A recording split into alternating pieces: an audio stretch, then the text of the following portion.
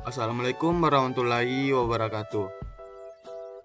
Perkenalkan, nama saya Muhammad Posan Al-Adib dengan NIM 22044111243. Di sini saya akan menjelaskan materi tentang Natural Language Processing, di mana ini untuk menyelesaikan tugas akhir yang diberikan oleh Bapak Dr. Edi Wahyono, SSMHOM. What is NLP? Pengertian NLP atau Natural Language Processing atau pemrosesan bahasa alami adalah penguraian kalimat atau sering disebut dengan parser. Parser sendiri berfungsi untuk membaca sebuah kalimat, kata per kata, dan menentukan jenis kata apa saja yang boleh diikuti dari kata-kata tersebut. Dalam sebuah pemahaman, suatu bahasa ada beberapa bidang-bidang atau ilmu yang juga harus diwajibkan diikut sertakan, yaitu adalah morfologi, semantik, fonologi, sintaksis, dan pragmatik.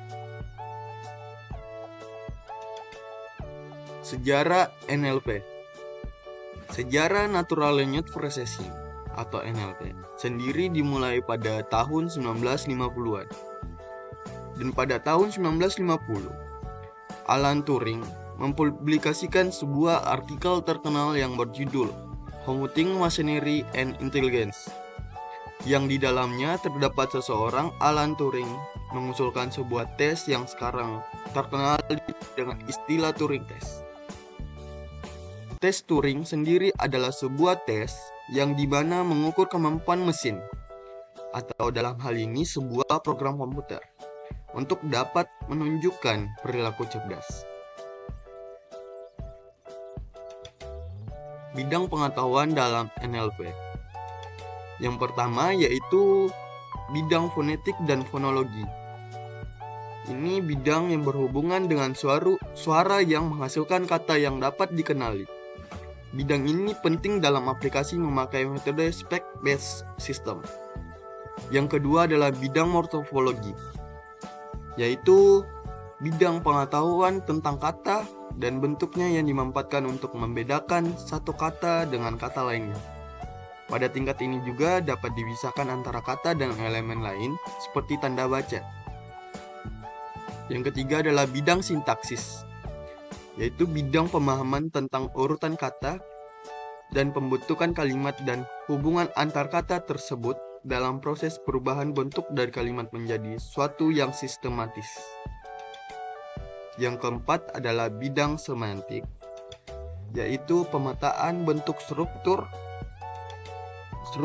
sintaksis dengan memanfaatkan tiap kata ke dalam bentuk yang lebih mendasar dan tidak tergantung dengan struktur kalimat.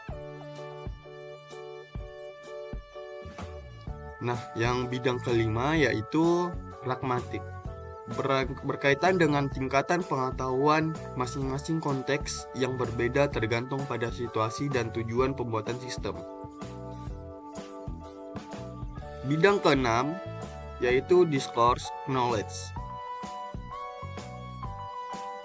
melakukan pengenalan apakah suatu kalimat yang sudah dibaca dan dikenali sebelumnya dalam mempengaruhi arti dari kalimat selanjutnya. Informasi ini penting diketahui untuk melakukan pengolahan arti terhadap kata ganti orang dan untuk mengartikan aspek sementara dari informasi. Yang ketujuh adalah bidang word knowledge, mencakup arti sebuah kata secara umum dan apakah ada arti khusus bagi suatu kata dalam suatu percakapan dengan konteks tertentu. Kategori aplikasi NLP atau Natural Language Processing. Nah, beberapa di antara terdapat berbagai kategori aplikasi NLP adalah sebagai yang berikut. Jadi yang pertama yaitu Natural Language Translator, yaitu sebuah translator dari satu bahasa alami ke sebuah bahasa alami lainnya. Misalnya translator bahasa Indonesia ke bahasa Inggris, bahasa Indonesia ke bahasa Spanyol, dan sebagainya. Salah satu contoh aplikasi ini yaitu Google Translate yang ada di Google, yang dikembangkan oleh Google sendiri. Yang kedua, translator bahasa alami ke bahasa buatan, yaitu sistem translator yang dapat mengubah sebuah perintah-perintah dari bahasa alami menjadi sebuah bahasa buatan yang dapat dieksekusi dengan mudah oleh mesin atau komputer. Sebagai sebuah contoh, translator yang memungkinkan kita dapat memberikan suatu perintah dengan bahasa alami kepada komputer. Yang ketiga adalah text summarization, yaitu sebuah sistem yang mampu membuat ringkasan dari hal-hal yang penting dari sebuah wacana yang diberikan. Nah, di sini ada dua jenis bidang ilmu NLP. Yang pertama itu adalah text based application dan kedua dialog based application.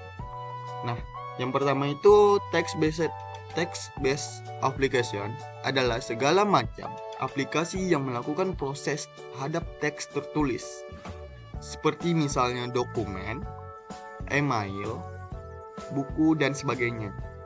Beberapa jenis aplikasi NLP yang berbasis teks yaitu Program for Classifying and Retrieving Documents by Content, Machine Translation.